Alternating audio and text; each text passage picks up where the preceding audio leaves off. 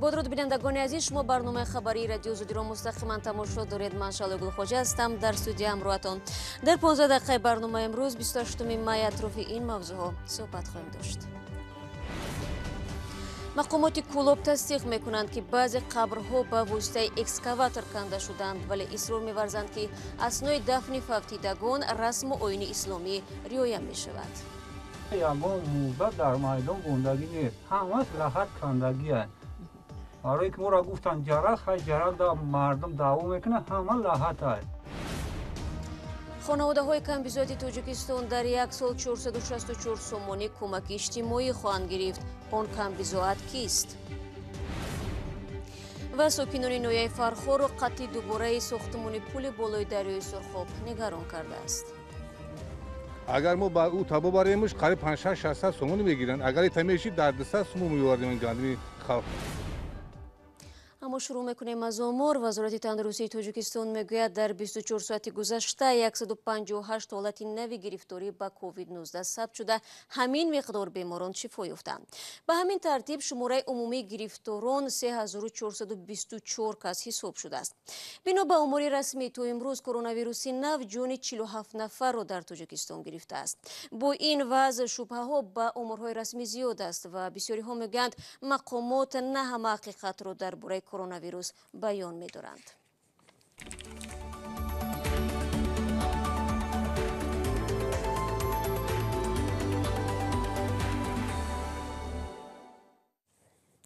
با کرونا ویروس ادامه میدهیم. طی هفته‌های اخیر مقامات در تاجیکستان با اشاره به خطر سرایت ویروس نو نمیگذارند. نزدیکان با آنهایی که از کووید 19 ففتیدند با ریایه عرف و عادت‌های معمول ویدا کنند. ظاهراً قبول و تحمل این وضع برای برخی از ساکنان آسان نیست. در این راستا کمیته دینی تاجیکستان بر پایه توصیه‌های سازمان جهانی تندرستی دستور عملی را آماده کرد. طبق آن باید قبر را با اصول شامی، یعنی راست به پایان و سپس در طرف راست لحد به شکل تخ کنند و روحانیان از مسافه 2 متر دورتر از جسد با شرکت اندک آدمان نماز جنازه را بخوانند. در عین زمان محمود جان رحمتزاده میگوید حالا در شهر کولوب برای کندن گورها از экскаватор استفاده می شده است. در دو قبرستان شهر کولوب بعد مرگ و میر زیادی آدمان و سری وقت کنده نشدن قبرها، مسئولان دو آرامگاه را مجبور کرده است که چند قبر را با экскаватор کنند. طبق مشاهده ها در دو قبرستان شهر حدود 75 نفر از یکم می به این طرف دفن شده اند. در قبرستان معروف به نام مورخانه کولوب 37 نفر دفن کرده شده است. ما در قبرستان رقم 2 شهر کولوب قرار داریم. مسئولان این قبرستان میگویند که از یکم می سر کرده تا امروز حدود 40 قبر در اینجا کنده و ساکنان را دفن کرده اند که 15 نفر آن را از خانه ها به اینجا آورده دفن کردند و باقی مانده آن را از بیمارستان اینجا آورده دفن کردند. طبق نوشتجات بالای قبرها بیشتر این افراد از 40 ساله بالا هستند. مسئولان آرامگاه های شهر میگویند که یک سببی به экскаватор کندن قبر در زیاد شدن مرگ و میر و قوه کاری نداشتن در کندن قبرها بود. بازارعلی نازیمو کارمند آرامگاه رقم 2 شهر کولوب است. میگوید در 2 روز اخیر دفن ساکنان کم شده است. ای نهادی را که این روزا یک تا گروندیم شلوکی چنج یعنی ساعت 1 شب 2 شب جابجا میکردیم در لحد. بازارعلی به لحد دفن کردن میت‌ها را رد کرد و میگوید ساکنان به آوازه‌های بردروغ باور نکنند. بردروغ اینمو لحد میکنن تو عادی امکانه 3 تا 4 تا همه وقت تیار است. در ساعت 1 شب 2 شب میارن همه وقت تیار. یگان مرده در میدان بوندگی نیست، همش لحد کندگی است. برای که ما گفتن جرق، خیلی جرق دا مردم دعوا میکنه، همه لحد است. لحد های کندگی دو بسی یک پهمیش همه وقت خیلی بیچه چی میشه که جابجا میکنیم تمام. حالا طبق اطلاع وزارت تندرستی تا 26 می تعداد قربانیان کووید 19 در تاجیکستان به 47 نفر رسیده است. اما شبهه و گمانها درباره آمار مقامات زیاد است و برخی منتقدان میگویند تعداد واقعی قربانیان و فوتیدگان میتواند از این بیشتر باشد. ҳукумати тоҷикистон қароре содир кард ки мувофиқи он хонаводаҳои камбизоат дар 28 шаҳру ноҳияи кишвар ҳар 3 моҳ 116 сомонӣ ва соли 464 сомонӣ аз давлат кӯмаки иҷтимоии унвонӣ дарёфт хоҳанд кард. дар ин бора қарори шумораи 271 ҳукумати тоҷикистон зери имзои президент Эмомалии Раҳмон ки ҳамзамон раиси ҳукумат аст содир шудааст. ҳамкорам Абдулло Ашуров ба таҳқиқи ин мавзӯъ машғул буд. ҳоло бо мо дар студия қарор дорад. Абдулло, салом. Ва нахуст бигӯ, чаро ин барнома 28 ноҳияро фаро гирифтааст, на кули ҷумҳуриро? салом Шаҳло. Гап сари он аст ки то кунун ҳам дар Тоҷикистон барномаи кӯмакҳои унвонии иҷтимоӣ амал мекардааст, аммо танҳо дар 40 шаҳру ноҳия. ҳоло бо ин қарори ҳукумат 28 шаҳру ноҳияи боқӣ низ ба ин барнома шомил шуданд ва акнун аз 1 июл хонаводаҳои нодори ин ноҳияҳо аз ин кӯмакҳо бархурдор мешаванд. хуб, як оилаи камбизоат барои гирифтани ин кӯмакҳо чӣ кор бояд кунад, Абдулло, ва аз рӯи кадом меъёр оила камбизоат эътироф мешавад? Шаҳло, ба гуфтаи масъулони давлат барои дарёфт кардани ин кӯмакҳо хонаводаҳои камбизоат бояд ба шуъбаи ҳифзи иҷтимоии маҳалли зисташон бо ариза муроҷиат кунанд. масъулон аз рӯи меъёрҳои таъиншуда месанҷанд ки хонавода камбизоат ҳаст ва ё не.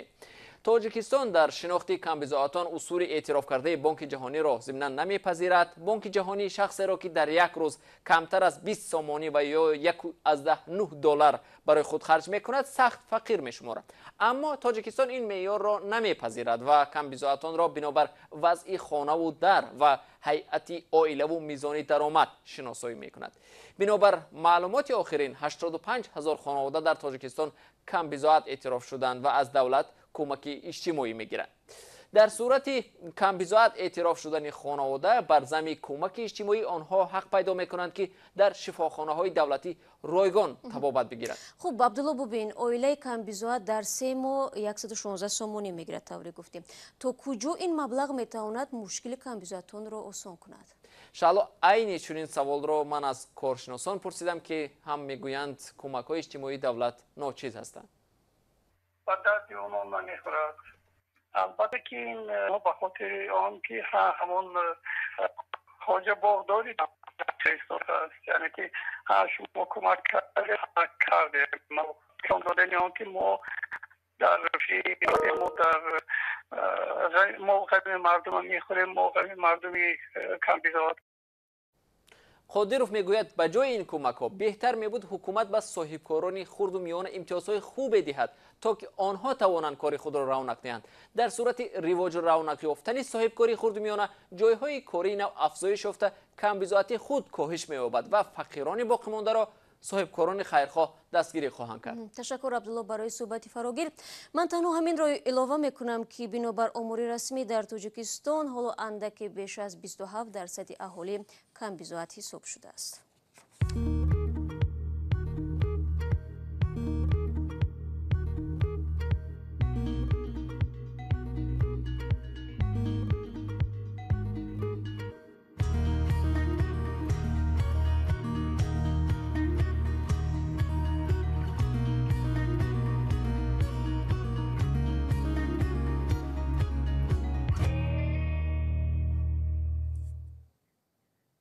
шумо барномаи хабарии радиои Озодиро тамошо доред. Панҷшавии бемории коронавирус дар Тоҷикистон боис шуд ки хонандагон таҳсили худро пеш аз моҳлат қатъ кунанд. Бо қарори истоди ҷумҳуриявӣ дар ин мактабу боғчаҳо то 15 август баста мемонад. Бо вуҷуди он ки кӯдакону наврасон аз охири моҳи апрел ба таътил фиристода шуданд, аммо то ҳанӯз барномаи таълимии фосилавӣ роҳандозӣ нашудааст. Вале тавре ба назар мерасад, гӯшанишин шудани муассилин бозори баъзи омӯзгорон ва марказҳои омӯзиширо гарм кардааст. Шаҳлои Абдулло тафсилот медиҳад. Белый и черный. Азиз? Черный и белый. Да. Насиба ба кӯдакон санъати расмро фосилавӣ меомӯзад. паҳшавии бемории COVID-19 монеи якҷо ҷамъ шудани ӯ ва шогирдонаш шуд. аммо ӯ роҳеро пайдо кард ки дар ин шароит ҳам кӯдакон аз таълим дур намонанд. вақти карантин ҳамаи кӯдакҳо дар хона ҳастанд, зиқ мешаванд. Ба ман идея омад ки ман метавонистам бо ёрии одди телефон, бо ёрии барномаҳое ки ҳозир ҳастанд, онлайн дарс гузаронам. маблағи дарсҳои фосилавӣ ҳам аз дарсҳои маъмулӣ фарқ дорад. дарсҳои онлайн як дарсашон 1 соат давом мекунад 20 сомонӣ. Бе онлайн як дарсаш 30 сомон буд, барои он ки ба дарс рангу бор дохил мешуд. устодони маркази таълимии новая эра ин шабу рӯз серкоранд. ба фарқ аз дарсҳои маъмулӣ ки дар ин толор мегузашт, акнун онҳо ҳаракату рақсро сабт карда дар саҳифаҳои махсуси шабакаҳои иҷтимоӣ мегузоранд. дарсҳои фосилавӣ бисёр хубанд. шумо метавонед тавассути сабт он қисмате ки барои шумо лозим аст такрор кунед. яъне агар чизе нофаҳмо буд дубора онро тамошо кунед.